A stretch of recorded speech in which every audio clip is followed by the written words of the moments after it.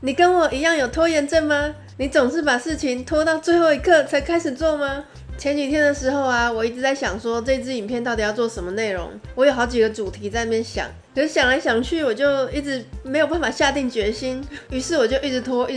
直拖。然后啊，我就在我姐姐家发现了这本书，一本书终结你的拖延症。我觉得我太需要了，就翻起来看。那我姐也有很严重的拖延症，所以她这本书都没有看完哦，是我帮她看完的。今天就来讲一下要怎么终结拖延症，让自己更有效率吧。原来啊，拖延症不是你的错，也不是我的错。我们的大脑有一个保护机制，就是大脑不喜欢改变，是为了让我们能够顺利生存下去，所以它有这样的保护机制。如果你一下子想要改变很多的话，大脑就会发出警觉的讯号，觉得啊，你变太多了，不行，要变回原状。因为大脑很喜欢维持在原状，它算是有一点固执的个性哦，它不太喜欢改变。我们每次要做一件新的事情的时候，就会对大脑产生很多的压力，因为他觉得哇，你一直在改变，我很想要恢复原状。很快的，我们就会开始不想要行动了。所以每次我们要培养一个新的习惯，都很难持续下去。所以拖延症其实不是因为我们懒惰哦。这样想是不是觉得心情比较好了一点？大脑呢，虽然不喜欢做很大的改变，但是它可以做小小的改变，我们就可以利用这小小的改变，慢慢去达成我们要的目标。假设你今天有个报告要写，你一想到写报告就要写很久要写好几个小时，而且不一定能够写得出来，你就会压力很大啊，你就不想去做啊，所以就一直拖。书上建议你可以做一个只需要10秒钟就可以完成的动作。如果是写报告啊，你就只要把电脑拿出来就可以了，只需要花你10秒钟的时间。这个小小的行动可以让你的大脑分泌一种多巴胺哦。原来啊，在我们的大脑里面有个地方叫做伏隔核，这个地方可以分泌多巴胺，但它需要的就是你做一点点小小的行动就可以分泌了。多巴胺会让我们觉得很愉悦、很开心，而且只需要一点点的行动就可以制造多巴胺了。所以当我们把电脑拿出来的时候，我们就会觉得有点开心耶。那我们再做一个10秒钟的动作，就是我们把 Word 打开，这也是写报告之前一定要的动作，也只需要10秒钟而已。这样子就可以让大脑再刺激多巴胺哦。举例啊，如果说你一直都很想要运动，可是也提不起劲来，一直拖，你可以试着先换上运动服，这也只需要10秒钟的时间。换上之后，你不用马上运动，但是它也会让你的大脑分泌一些多巴胺，你会觉得自己很棒、很开心。之后要运动的话，你可能就更愿意了。我在拍一支影片之前也需要准备很多东西，一想到这个庞大的行动量，我的大脑就会想要拖延。于是呢，我就做一个只需要10秒钟的动作，那就是拿出我的眉笔开始画眉毛。这个动作只需要10秒钟。我发现在我画完眉毛之后呢，我就会自然而然的把东西准备好，就可以开始拍片了。可是如果我没有画眉毛的话，我就会一直在那边拖，没有办法开始拍影片。再来这个方法叫做定锚效应，就是啊，你可以决定你要在什么样的地点做什么样的事情。例如，你可以决定你要写报告或企划案的时候，就一定去星巴克做，在那边你可以比较专注的写。久而久之呢，你的大脑就会养成习惯，当你一到达星巴克的时候，你的大脑就会切换模式，它知道要开始专注，因为要写报告了。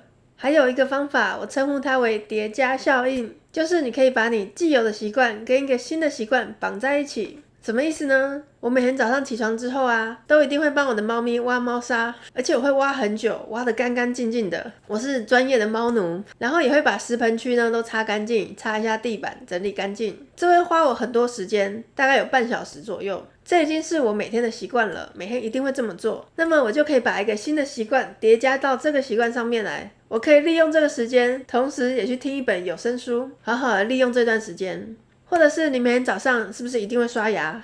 那你就可以决定在刷牙的时候边刷牙边深蹲。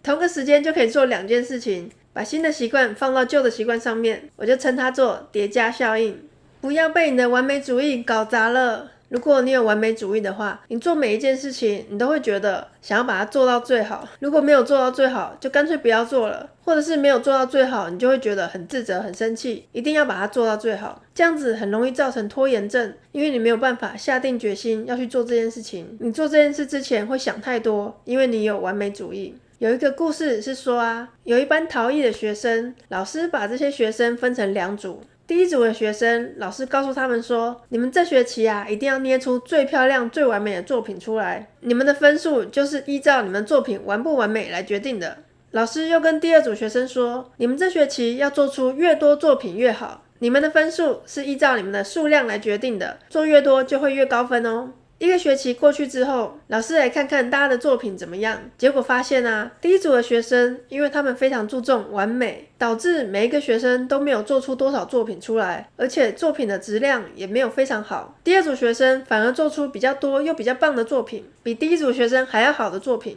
因为啊，第二组学生并没有完美主义，他只是要做出很多作品而已，而且在每次做的过程中都会学习，都会进步，所以最后做的作品就比第一组学生还要好啦。所以啊，完美主义真的会让你压力更大，造成你的拖延症。再来就是呢，你要给重要的事情一个明确的期限，如果没有明确的期限，很容易就会一直拖，一直拖，一直拖。有一个定律叫做帕金森定律，是说如果你给一件事情这么多时间，那么你一定会填满这么多时间，所以你给自己的期限如果是2个礼拜，你就一定会花2个礼拜去做它。但如果你给自己的期限是1天，你一定有办法在1天之内完成哦。因为人真的非常有趣，你给自己多少期限，就一定会拖到最后1秒。空间也一样，好像也有这个帕金森定律，你的房间有多大，就会有多乱；你的包包有多大，就会塞多少东西。有一个说法是，宇宙不喜欢真空，所以你给一件事情这么多时间跟空间，它一定会把它填满。所以呢，我们要给重要的事情限制一个时间，而且不要太长。就算你的期限很短，你也一定可以做得出来的。这就是帕金森定律。再来就是一定要好好的鼓励自己哦，好好的奖励自己。我们已经这么努力了，想要治疗拖延症，而且也有做出一点点行动了，我们就一定要好好的鼓励自己。你可以做一张集点卡给自己哦，如果你完成了10件什么事情，你就可以得到一个什么奖励，可以自己决定哦。集点卡的概念，据说最早是追溯到19世纪的美国，那时候很多店家会发一些绿色的邮票给客人，当他买很多的时候，就会发邮票给他，收集到一定的邮票，就可以自己看目录选择奖品。日本也在1990年代在各大超商 7-Eleven 开始有集点卡的活动，后来台湾的便利商店也开始引进集点卡， Seven 跟 Kitty 猫联名，造成大家抢购一空。集点卡真的可以刺激大家消费，因为这个概念非常有趣，大家也可以做集点卡来奖励自己哦。像是如果我做了10支影片，我就可以再买1支集点卡啊。再来就是我们要找出这个目标背后的原因，你想做一件事情背后应该都是有原因的吧？如果那个原因不够吸引人，没有足够的欲望的话，你就不会想去做。就像是打扫家里好了，我们都知道打扫家里很重要啊，断舍离很重要啊，可是就一直没有动力去做，为什么呢？